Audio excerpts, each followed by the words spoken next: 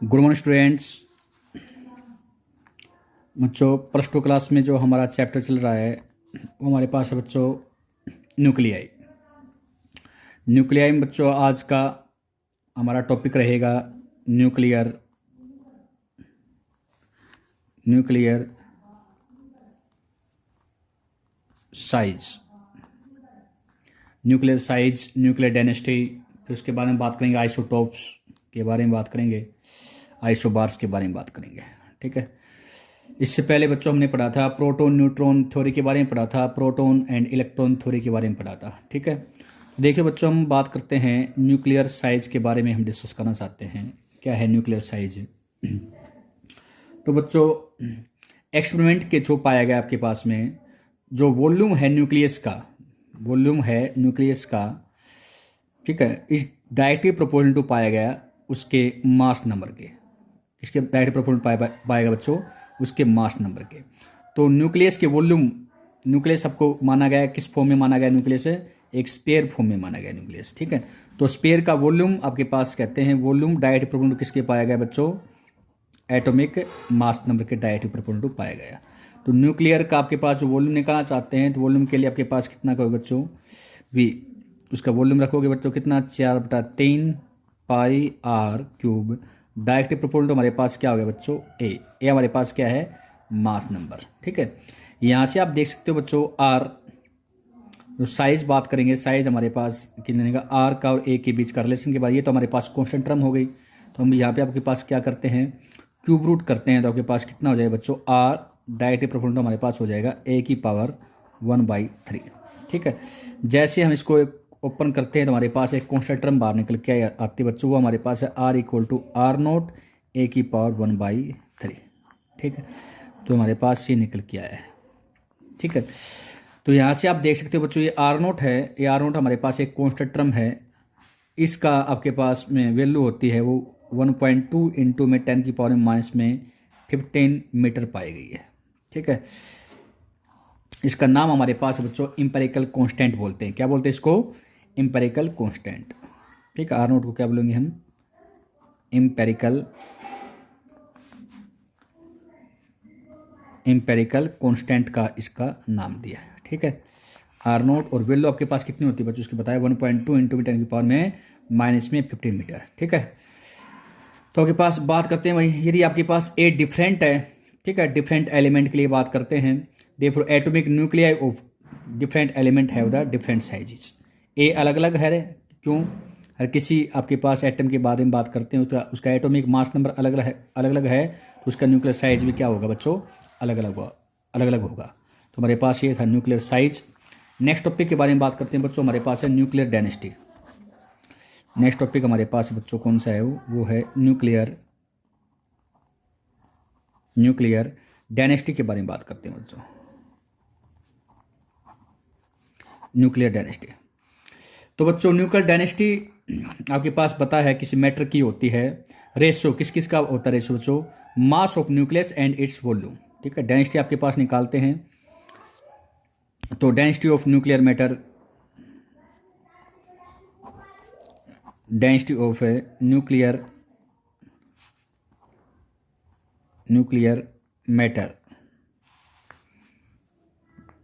Matter equal to, ठीक है, ये आप बोलेंगे बच्चों मास ऑफ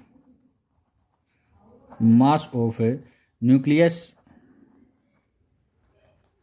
अपॉन में वॉल्यूम ऑफ न्यूक्लियस।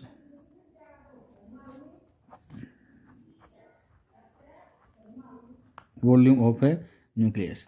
तो सबसे पहले बात करते हैं मास ऑफ डेंसिटी हम रो से डिनोट किया है, रो इक्वल टू डेंसिटी होते हैं बच्चों मास पर यूनिट वॉल्यूम। ठीक है, तो वही आपके पास में मास के बारे में बात करते हैं, मास को डिनोट किया है m इंटू में a। वॉल्यूम के बारे में बात करते हैं, वॉल्यूम आपके पास वही होता है बच्चों कितना 4/3 पाई R0 R² होता है, तो यहाँ पे R0 क्यूब, ठीक है, इंटू में a, उसका एटॉमिक मास नंबर से मल्टीप्लाई कर रखा है। तो बस बच्चों आपके पास ये तो a से तो a कैंसिल हो ही जाता है, वैसे भी 3 ऊपर जाएगा तो डेंसिटी आपके पास हो जाएगा बच्चों 3m अपॉन में 4 पाई R0 क्यूब के बराबर होगा। इसकी वैल्यू को आप कैलकुलेट कर सकते हो।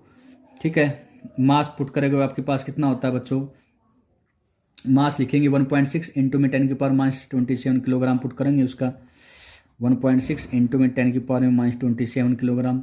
आर आपके पास है 1.2 इंटू 10⁻15 अभी बताया था ये are note cube.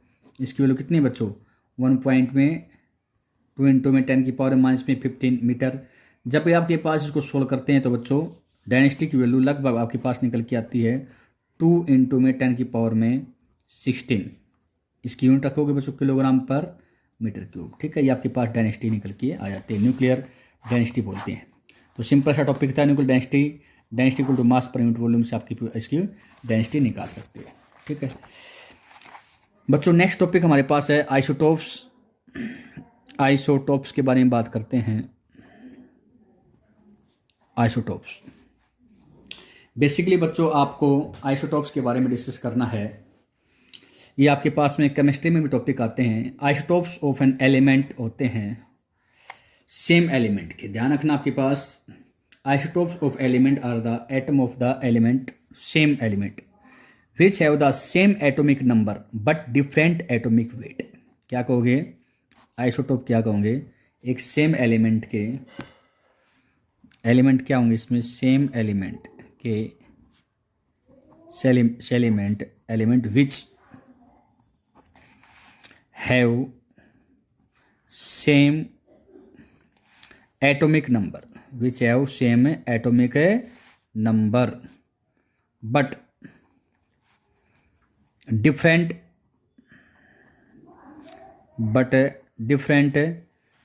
atomic weight,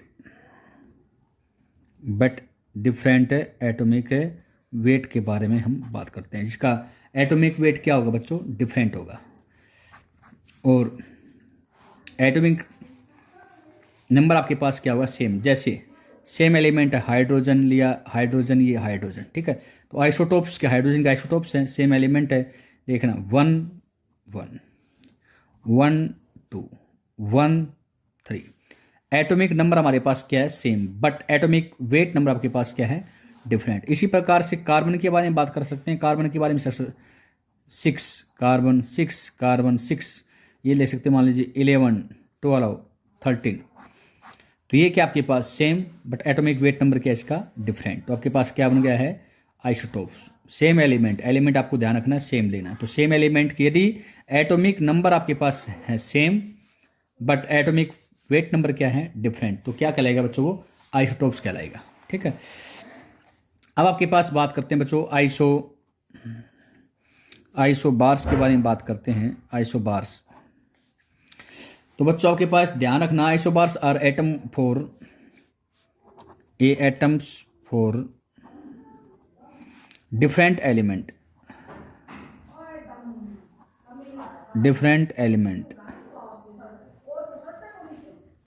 elements which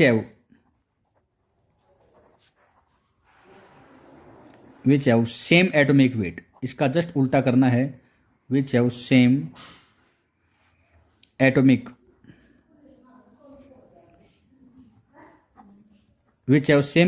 wait but different atomic number, different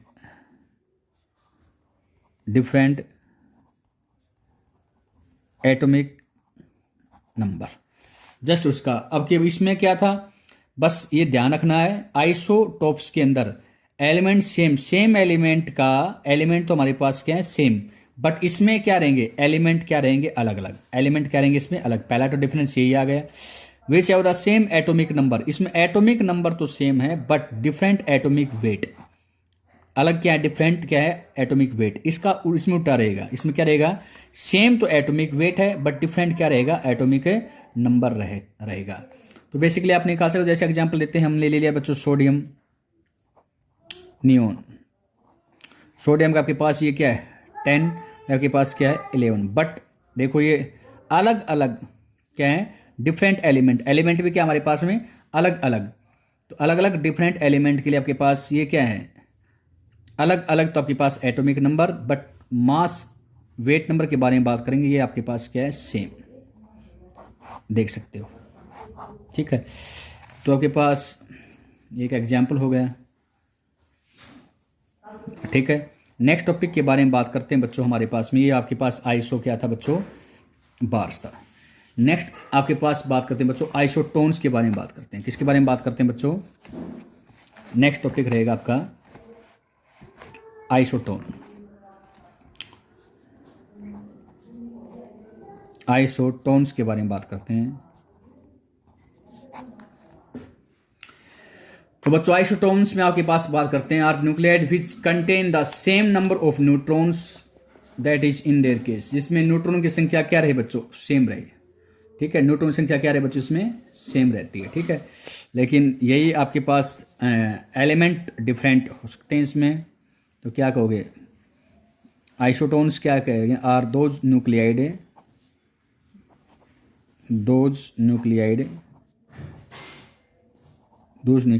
which contains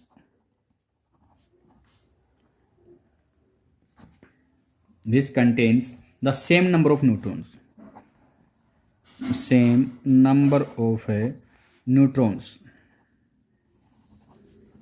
which contains same number of neutrons। ठीक है, एग्जाम्पल आपके पास बताते हैं, जैसे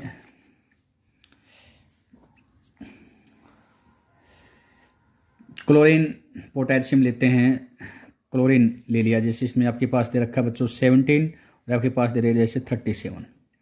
पोटेशियम जैसे आपके पास में एटॉमिक 19, आपके पास है 39। इसमें हमें निकालना बच्चों क्या है, इन दोनों देखो डिफरेंट हमारे पास क्या है, एलिमेंट है।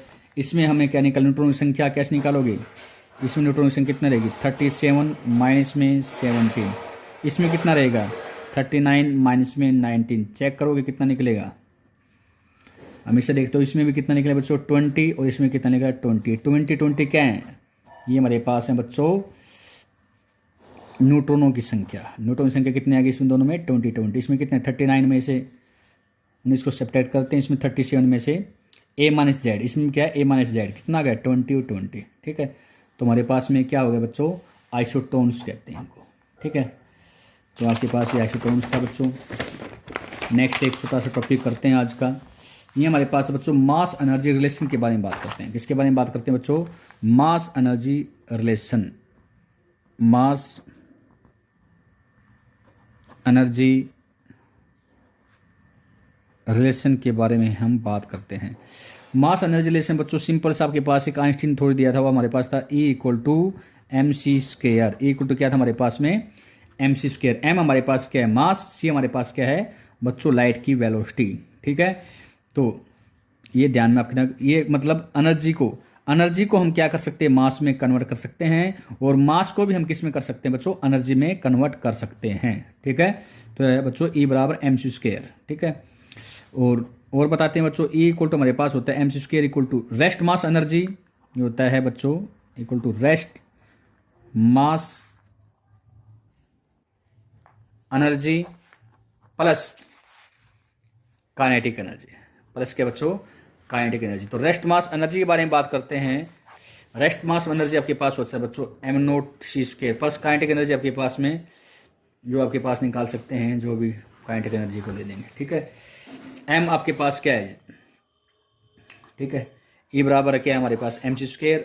m आपके पास मास है, वो मास कहते हैं बच्चों इफेक्टिव मास कहते हैं, इसको इफेक्टिव मास कहते हैं। और जब भी आपके पास में ये मूव करना स्टार्ट करेगा तो आपके पास बता देते हैं बच्चों m आपके पास होगा m0। रेस्ट के ऊपर ये मास है, ये कौन सा है मोशन के ऊपर मास है, तो मोशन के ऊपर मास है वो क्या होगा ज़्यादा होगा जब कब रेस्ट के ऊपर मास है। तो ये रिलेशन हम पहले भी कर चुके हैं, m बराबर m0√1 माइनस में v² अपॉन में क्या है c²।